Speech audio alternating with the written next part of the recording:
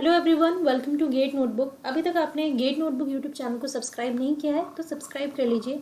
साथ ही bell icon पर ज़रूर क्लिक करें ताकि आपको टाइमली नोटिफिकेशंस मिल सके। साथ ही आप चाहते हैं फ्री क्लासेस की टाइमली नोटिफिकेशंस या फिर स्पेशल क्लासेस जो कि श्वेता मैम लेती हैं अनअकैडमी पे फ्री ऑफ कॉस्ट, उसको इनरोल करने के लिए इन्फॉर्मेशन चाहिए, या फिर अनअकैडमी प्लस सब्सक्रिप्शन के बारे में जानना चाहते हैं, या फिर गेट नोटबुक के सब्सक्रिप्शन के बारे में आप जानना चाहते हैं, तो आपके सामने व्हाट्सएप नंबर अवेलेबल है 8368017658। यहाँ पर आप अपना नाम, target exam, purpose of messaging ये लिख कर बता दें, आपको टीम जल्दी हेल्प कर देगी। गेट नोटबुक यूट्यूब चैनल को अगर आप सब्सक्राइब कर रहे हैं और आप कंप्यूटर साइंस एग्जाम्स की तैयारी कर रहे हैं, जैसे कि आप देख सकते हैं UGC NET, GATE, ISRO, APDCL and so on, और या फिर आप इंटरव्यू एग्जाम्स की तैयारी कर रहे हैं, तो आप बहुत अच्छा कर रहे हैं इस चैनल को सब्सक्राइब करके, क्योंकि आपको कई सारा कंटेंट यहाँ पे मिल जाएगा, कई सारे ट्रिक्स मिल जाएंगे, कई सारे इजी अप्रोचेस मिल जाएंगे। आज का हमारा टॉपिक है कंप्यूटर नेटवर्क का ही एडवर्टाइज्ड विंडो साइज, जिसको आप इफेक्टिव विंडो साइज के नाम से भी जानते होंगे। टीसीपी के अंदर आता है ये। तो ये बहुत ही इंपॉर्टेंट टॉपिक है। इससे गेट के प्रीवियस ईयर क्वेश्चंस भी कई सारे बने हैं, कई सारे न्यूमेरिकल्स भी आते हैं, बट न्यूमेरिकल्स के लिए आपको इम्पॉर्टेंट क्या है? फॉर्मूला। फॉर्मूला तभी आप याद रख सकते हैं जब आप उसके बेसिक्स को जानते हैं। तो आज हम यहाँ पे advertise window size, that is effective window size कैसे निकालते हैं, और ये कैसे पूरा का पूरा फॉर्मूला डिराइव हुआ, क्यों हम इसका यूज़ करते हैं, इसकी ओरिजिनेशन कैसे हुई, वो सब कुछ जानेंगे, राइट। और वीडियो पसंद आता है तो लाइक ज़रूर कीजिएगा, और कमेंट बॉक्स में आप आंसर भी दे सकते हैं। और लास्ट में आपको एक एसआरपी भी प्रोवाइड किया जाएगा, that is single revision page, ताकि आपको सारे इंपॉर्टेंट पॉइंट्स क्विकली याद हो सके। देखिए, जैसे मैंने आपसे कहा कि जो एडवर्टाइज विंडो साइट्स है वो कहाँ पर आता है, वहाँ पर वो आपका टीसीपी के अंदर आता है, ठीक है। एडवर्टाइज विंडो साइज को हम AWS के नाम से बार बार इस वीडियो में देखने वाले हैं। तो टीसीपी के अंदर हम AWS, that is advertise window size, इसका यूज़ क्यों करने वाले हैं? ताकि हम यहाँ पर फ्लो कंट्रोल कर सके, ठीक है। फ्लो कंट्रोल कर सके, कंजेशन कंट्रोल कर सके, इन सभी चीज़ों को कंट्रोल करने के लिए we are using advertise window size in TCP. But flow control actually होता क्या है? तो ये एक तरीके का मैकेनिज्म है, एक प्रोसेस है, जहाँ पर इस बात का भरोसा दिलाया जाता है कि जो ट्रांसमिशन रेट है सेंडर के साइड से जो भेज रहा है, ठीक है, वो रिसीवर की कैपेसिटी से एक्सीड नहीं करेगा। तो अगर आपने प्रीवियस लास्ट 2 वीडियोस देखे होंगे तो वहाँ में मैंने प्रीवियस एक क्वेश्चन भी करवाया हुआ है इसी के ऊपर, AWS के ऊपर, और वहाँ पर कॉन्सेप्ट भी बताया था कि जो सेंडर विंडो साइज है, ठीक है, सेंडर विंडो साइज हमेशा जो उसकी जो रेट ऑफ ट्रांसमिशन है किसी भी डेटा का, वो रिसीवर विंडो साइज से हमेशा कम रखता है या फिर उसकी इक्वल रखता है। अगर रिसीवर विंडो साइज का जो साइज है वो 100 है, तो सेंडर विंडो साइज का जो रेट ऑफ ट्रांसमिशन होगा या तो 100 होगा या फिर लेस देन 100 होगा, ठीक है। अब लाइक मान लो for example sender window size की बात करें तो विंडो, ठीक है, 2 नेबर्स हैं, ठीक है। यहाँ पे मैं एक नेबर्स के एग्जाम्पल ले लेती हूँ, ठीक है। 2 नेबर्स रहते हैं एक दूसरे के आमने सामने, और उन दोनों के सामान का आना जाना होता ही रहता है। अब क्या हुआ कि जो रिसीवर है ना उसका घर थोड़ा सा छोटा है, मतलब उनके घर की जो कारीगरी है, थोड़ा सा गैलरी वगैरह उन्होंने मतलब अलग से गार्डनिंग के लिए स्पेस निकाल दिया, तो इस कारण उनका घर थोड़ा सा छोटा बना, ठीक है। और जो इस साइड वाले जो हैं, सेंडर वाले जो हैं, उनका घर थोड़ा बड़ा सा है। तो इन्होंने क्या किया कि गिफ्ट के तौर पे रिसीवर विंडो साइज जो है, मतलब उनके सामने वाले घर जो है वहाँ पे बहुत सारा गिफ्ट भेज दिया। ऐसे जनरली होता नहीं है, बहुत सारा गिफ्ट भेजते, बट मैं आपको यहाँ पे कॉन्सेप्ट समझा रही हूँ। तो बहुत सारा गिफ्ट यहाँ पर भेज दिया। अब इतना सारा गिफ्ट भेज दिया उन्होंने कि जो ये रिसीवर विंडो साइज है, मतलब उनके सामने जो नेबर रहते हैं उनके घर में स्पेस ही नहीं बचा गिफ्ट रखने के लिए। बट हाँ, इनको पता चल गया कि ये कितने गिफ्ट्स रख सकते हैं, इनके घर की कैपेसिटी इनको पता चल गई कि मतलब कितनी डेंसिटी है। यहाँ पे हम डेंसिटी की बात करेंगे, कैपेसिटी की नहीं। तो जब इनको पता चल गया कि भाई इनका घर छोटा है, छोटे छोटे गिफ्ट्स ये ले सकते हैं और उसको सही तरीके से रख भी सकते हैं, तो उन्होंने उसी के अकॉर्डिंग देना स्टार्ट कर दिया। तो एग्जैक्टली सेम जो है यहाँ पर हम बात कर रहे हैं टीसीपी कंट्रोल, फ्लो कंट्रोल के अंदर, यहाँ पर भी ये एक मैकेनिज्म बनाया जाता है, यहाँ पर एक प्रोसेस बनाया जाता है कि सेंडर जो है उसको समझा दिया जाता है कि रिसीवर के पास डेटा उतना ही भेजे जितनी उसकी कैपेसिटी, जितना वो ले सके, ठीक है। तो ये यहाँ पर इसका मेन मुद्दा है। नेक्स्ट आगे एक बहुत ही इंपॉर्टेंट पॉइंट है, if the transmission rate exceeds अब मान लो जो सेंडर है वो अपना चौड़ दिखाना चाह रहा है रिसीवर के सामने कि भाई हम तो बहुत अमीर है और हम तो बहुत सारे गिफ्ट देंगे, तो इस केस में क्या हो जाएगा, जो ट्रांसमिशन रेट वो बढ़ जाएगा, है ना। मतलब बहुत ज़्यादा डेटा भेज दिया रिसीवर के पास, रिसीवर की कैपेसिटी के साथ से ज़्यादा, ठीक है। उस केस में होगा क्या, जैसे कि मैंने आपसे कहा दो नेबर्स हैं, सेंडर ने रिसीवर वाले विंडो पे बहुत सारा गिफ्ट भेज दिया, उस केस में क्या हुआ, ठीक है।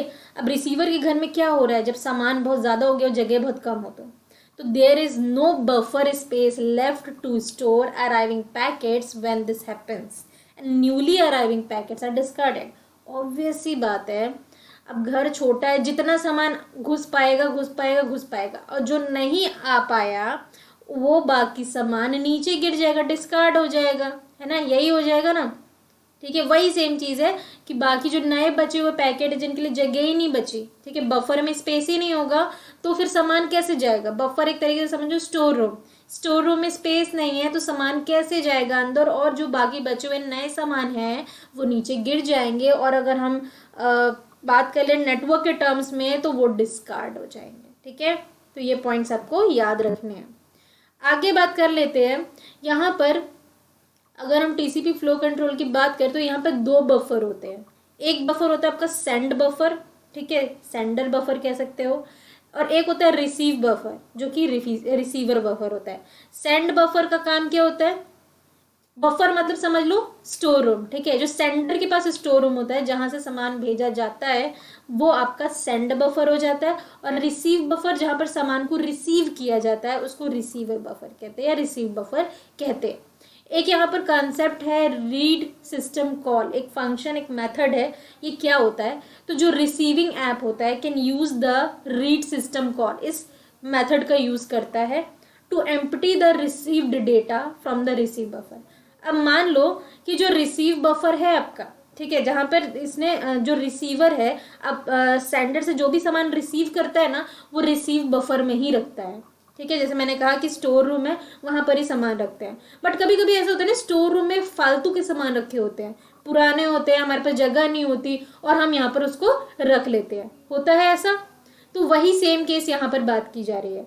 अब यहाँ पर क्या है, पुराने बहुत पड़े हुए सामान है वो फालतू के रखे हुए, तो उसको ना एम्प्टी करने के लिए रीड सिस्टम कॉल नाम का मेथड रिसीविंग ऐप के द्वारा यूज़ किया जाता है, रिसीवर के द्वारा यूज़ किया जाता है, ताकि जो भी डेटा वो रिसीवर बफर में डाल रहा है उससे पहले वो उस रिसीवर बफर को एम्प्टी कर सके ताकि नया सामान वहाँ पर डाला जा सके, राइट।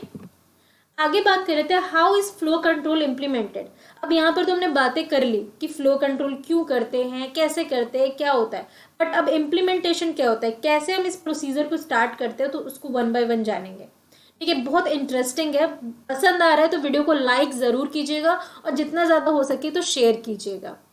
सबसे पहले फ्लो कंट्रोल इम्प्लीमेंट करने के लिए है ना, यहाँ पर हम एक छोटा सा डायग्राम देखेंगे, ठीक है। उस डायग्राम से पहले मैं कुछ इंपॉर्टेंट कंसेप्ट बता देती हूँ कि जब भी हम फ्लो कंट्रोल को इम्प्लीमेंट करते हैं ना उसके लिए हमारे पास होना चाहिए AWS, जिसके बारे में स्टार्टिंग से वीडियो में मैं बात कर रही थी, that is advertised window size in the TCP header. ये बात भी याद रखिएगा कि ये जो एडवर्टाइज्ड विंडो साइज है वो होता कहाँ पर है, तो ये TCP हेडर में होता है, ठीक है, AWS, ठीक है, एडवर्टाइज विंडो साइज के थ्रू ही अपन फ्लो कंट्रोल को इम्प्लीमेंट कर सकते हैं, मतलब कि रेट ऑफ ट्रांसमिशन को सेंडर के साइड से कम करवा सकते हैं ताकि रिसीवर के साइड पे कोई भी डेटा डिस्कार्ड ना हो और रिसीवर आराम से उसको अपने रिसीव बफर में स्टोर कर सके। पॉइंट क्लियर है। अब यहाँ पर जान लेते हैं इसके कैसे इसको कंप्यूट किया जाता है और सारी चीज़ें, ठीक है। तो एडवर्टाइज विंडो साइज कैसे हम कंप्यूट करते हैं उसको बताऊंगी। हाँ, एक और पॉइंट है, एडवर्टाइज विंडो साइज की अगर हम बात कर लें तो it is the maximum number of bytes. अगर इसकी डेफिनेशन सिंपल सी बात करो तो एडवर्टाइज विंडो साइज होता क्या है, तो it is the maximum number of bytes that the receiver is willing to buffer, ठीक है, बफर मतलब स्टोर कह सकते हैं।